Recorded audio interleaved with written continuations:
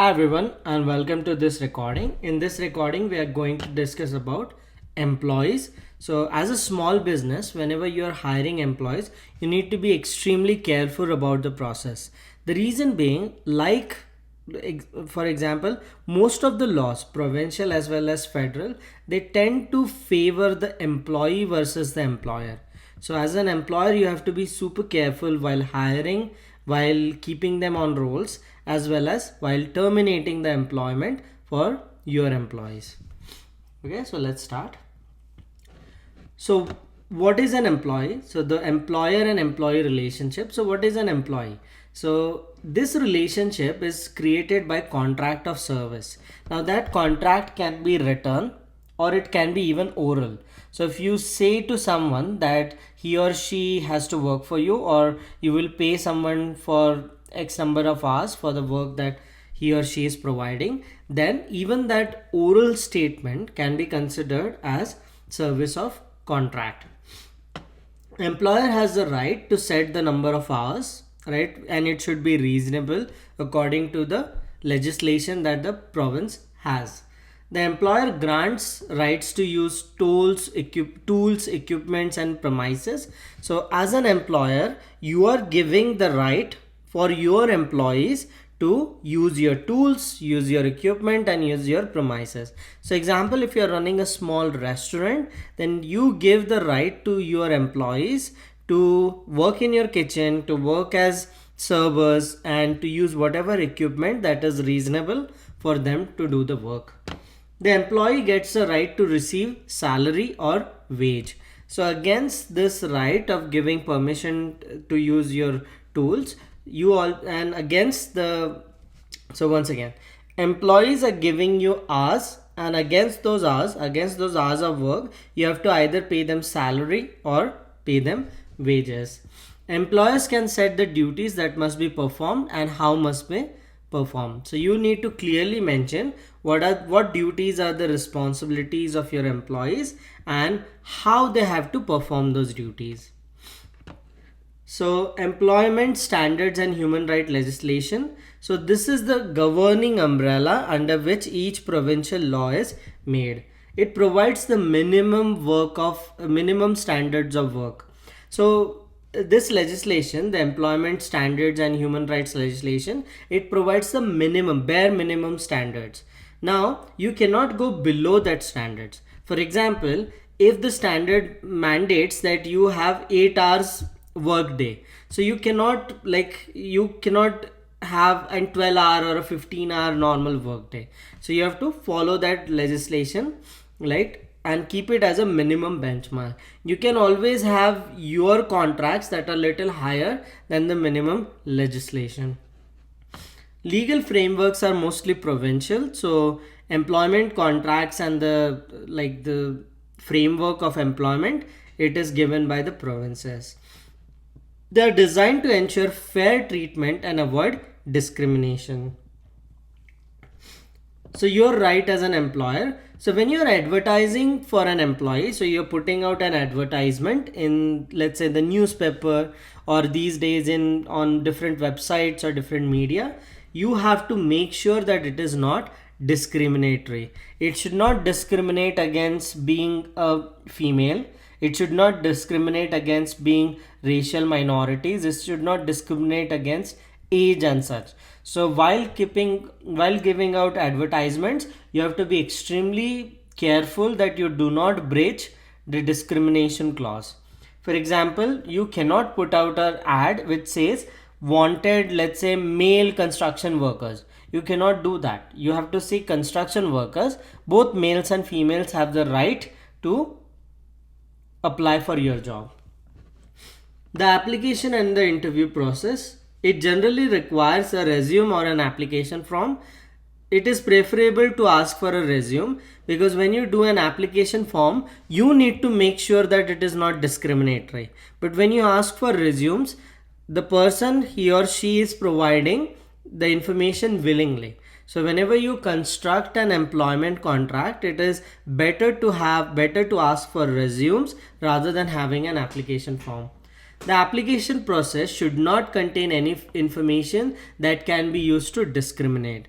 So you cannot ask personal questions in the application process like when are you planning for pregnancy, or any kind of discrimination that maybe religion. You cannot ask someone's religion also, because that can be used for to discriminate. You have to make notes of the entire hiring process and make notes of why you're making those decisions. If you're hiring someone, why are you hiring? And if you're rejecting someone, why are you doing that? Because sometimes it can come to haunt you. So it's very important that you document your entire thought process. You have to also tell the candidate about the job. You have to clear and concise way explain the duties, roles and responsibilities that they have to perform. Ask questions designed ask questions designed to elicit information from the candidate that bear directly on her, from his or her ability to do the job. No personal questions. This is key. You cannot and should not ask any personal questions in the interview process. You have to make notes, right? Once again, most of the laws, they favor the employee versus the employer. So you have to be extremely careful and diligent while you are hiring someone. Have another employee sit with you for an interview process just to safeguard what you are saying, what the candidate is saying. So some third party can document that process. So what are the considerations you have to take into account while hiring an employee? So first you need to worry about the immigration. So Canadian citizens and permanent residents, it's little easier. But if they are not Canadian citizens or permanent residents, then you have to look for different work authorizations. Okay, then minimum age depends on the province. So some provinces have 12 years as minimum age, some has 17. So you need to look at which province you are looking to seek employment from. Minimum wage, also you have to worry about minimum wage. You cannot pay them below minimum wage. Hours of work, so it also depends on provinces. Most provinces mandate that you have 8 hours of work per day, right, maximum, and you have 40 to 48 hours of work per week. So if your employee is working more than that, then you have to provide overtime. You always should prefer written offers of employment than oral. What are your obligations as an employer?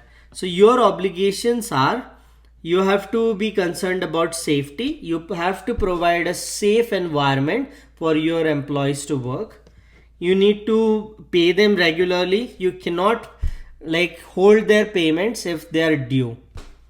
You have to be fair. You have to treat your employees in a fair manner.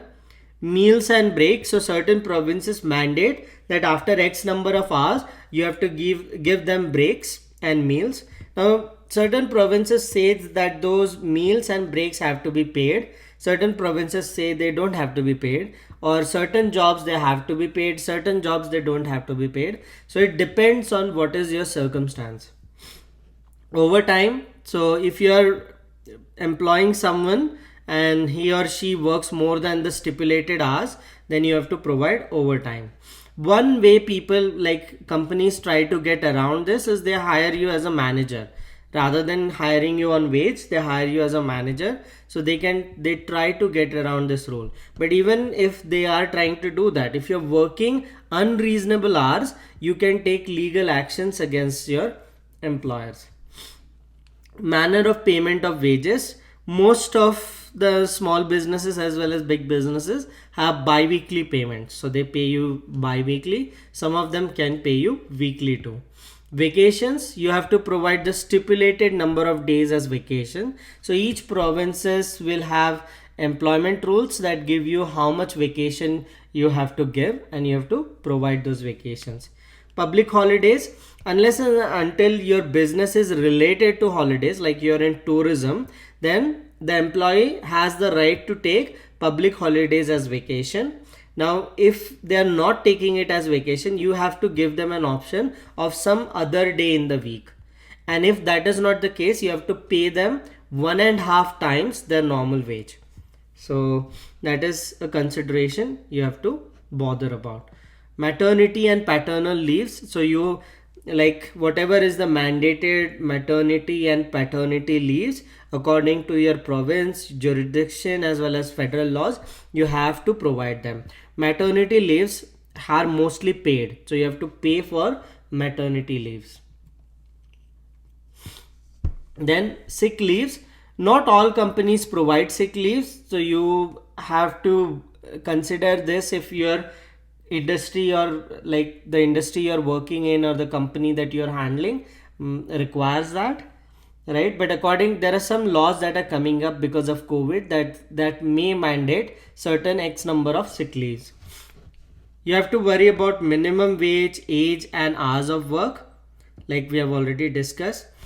You have to also consider workplace health and safety. So certain jobs like restaurants, then maybe construction, they have workplace health and safety registration requirements. So you have to register with workplace health and safety guidelines, laws in the provinces.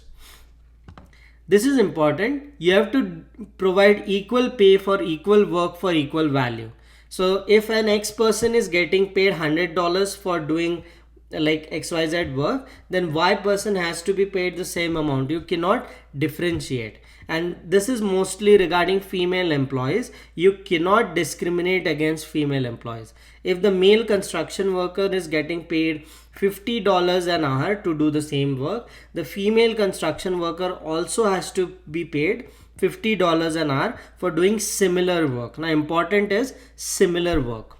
If they're doing different works, then you can defer the payment. But if they're doing same equal value work, then you have to pay them same. Employment insurance. So these are certain deductions that you have to make from when you hire employees. So you have to make deduction from employment insurance.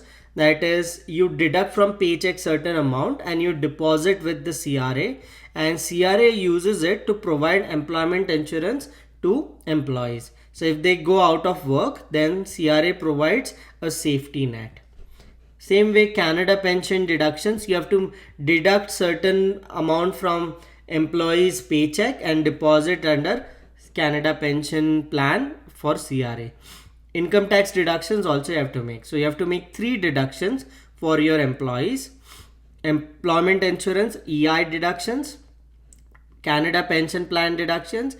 Canada pension plan is the retirement plan that Canada has. So when you retire, you get certain monthly amount from CPP. For that, each employer and employee has to contribute over the years.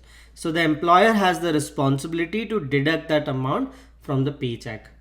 Same way, income tax deduction also you have to take care of. Now employees also have certain obligations. So there is a duty of good faith. So it means that employees cannot behave with dishonesty. They have to be honest about their employment. Then they cannot disclose your trade secrets or confidential business information. Especially in the tech space, if you're coming up with you have some trade secrets, they cannot go out and disclose that. They cannot compete with your own business. So if they are in your employment, they cannot start a similar business part-time or something like that. They cannot have any theft of information. Fiduciary duty, appropriating benefits that belong to employer, they cannot do that. So let's say there is certain discount. So you are dealing in, like, you are let's say you are in you're working in a REITs are people who buy land, they create projects, they create buildings and sell those apartments. So you are working in a REIT. Now you cannot go ahead and acquire a land that your employer needs and then flip it to your employer. You cannot do that. So if any benefit is due to your employer, you have to give that. You cannot receive kickbacks from the suppliers or your customers. You have to disclose that to your employer. And certain kickbacks from customers are allowed. For example, if you're working as a server and someone tips you for the service you're providing, that belongs to you. So certain kickbacks are allowed. And this is also important. So the tips that customers pay, they belong to you. So employer has to provide all the tips that you are receiving back to you. Termination without cause. Now you have certain rights and obligation when you're firing a person. So termination can be without cause or with cause. Termination without cause, you have to give appropriate notice. Notice generally increases for the number of years you have worked. Again, it is provincial. For example, it can be 2 weeks of notice, like for 1 year of work, something like that.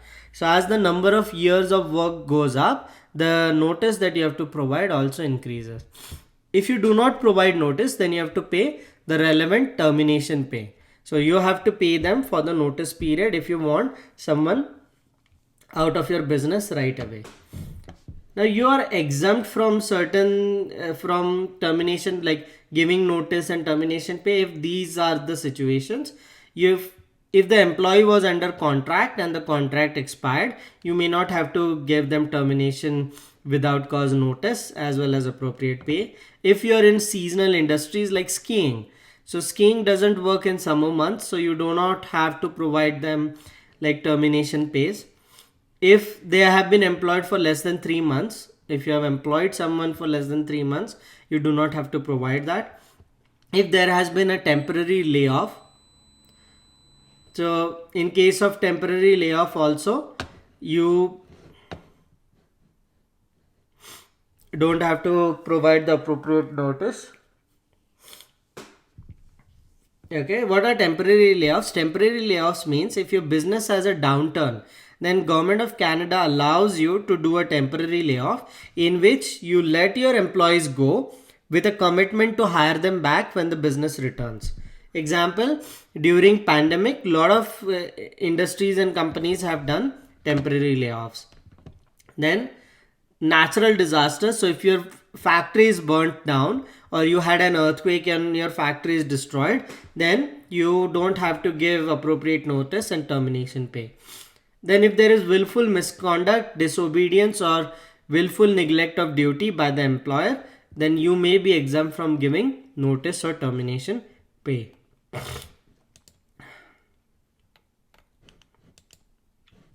Okay. Termination for cause, it means the employee has done something wrong and that is why you're terminating. So it has to be a serious misconduct and you have to document the serious misconduct and you have to provide ample opportunities for your employees to correct that misconduct. So excuse me, it is very difficult to fire an employee for misconduct. So you have to document it. You have to provide ample explanation, like you have to provide a chance for employees to explain it to you.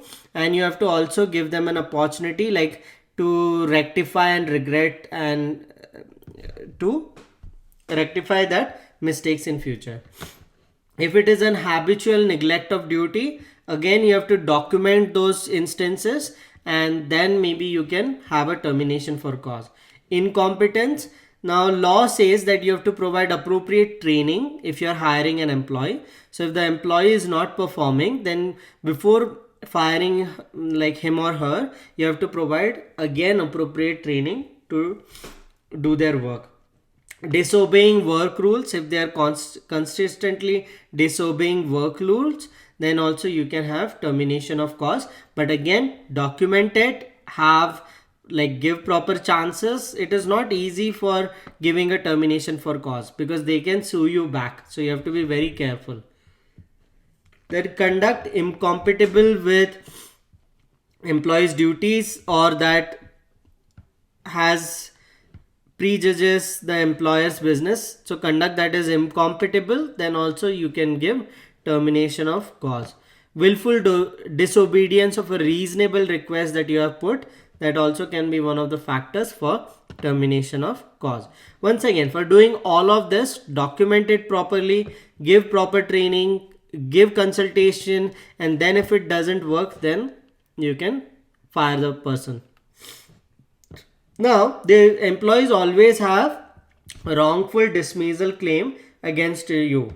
So if you are firing someone with cause, right, for terminating someone for cause, then he or she can always file a wrongful dismissal claim against you. So it can be done for payment due is not received, if you don't pay them for the service that they are provided, as well as the notice period. It is not justified, the firing was not justified. If the employee thinks that the termination was not justified, then it can be wrongful dismissal. If it is a constructive dismissal, so constructive dismissal means your business is like changing, and like you change the employment terms unilaterally. So my business was located in BC. I shifted my business to Alberta because I wanted to do business from Alberta now. So I am changing the contracts unilaterally. So in that case, they have a right to put up a wrongful dismissal claim. Then it is contrary to applicable legislation. So if you are violating any legislation, the local legislation, provincial legislation, they have the right. And they have the right to claim restitution. Restitution is they can claim the loss that they have suffered because of unemployment. They can claim loss they have suffered because of, let's say, mental harassment and all those things. So they have a right to restitution from you. Temporary layoff, this is a special kind of layoff that can, like in case the business like pandemic hits or something that is out of your control, instead of firing everyone, you can, let's say, do a temporary layoff for them with an obligation to hire them back when the business starts. So temporary layoff can last for a certain period. You will have to pay termination pay after a certain time period. So temporary layoffs are temporary. After the period ends, then you have to pay termination pay if they are not coming back. Employees can seek other work during the temporary layoff period, and employees must be recalled to work when the work resumes. So they have the first right of refusal. The last part is independent contractors. Now, sometimes instead of hiring employees, you can hire independent contractors. So why would you do that? Because independent contractors don't have the same obligations as employees. So they have certain lesser obligations. So it is little bit freer. It's like gig economy. So it's little less, you're little less obligated than having an employee. Independent contract has right to set his or her working hours. So you cannot mandate a set number of hours from an independent contractor. They use their own tools and skills. They can provide the same service to others. So you cannot have independent contractors that you limit that they provide only service to you. They can provide services to others too. There are less legal requirements when you hire an independent contractors. Now less deductions. Most of the times you don't have to deduct CPP payments, EI payments and income tax payments for independent contractors. Independent contractors are responsible for that on their own. So it may be beneficial for your business to hire independent contractor. Now you have to be considerate about the fact that in most lawsuits, right, legislations tend to treat independent contractors as employees. So if you get sued by an independent contractor, most of the time the legislation will provide them rights that are for employees. So that's it. See you in the next recording.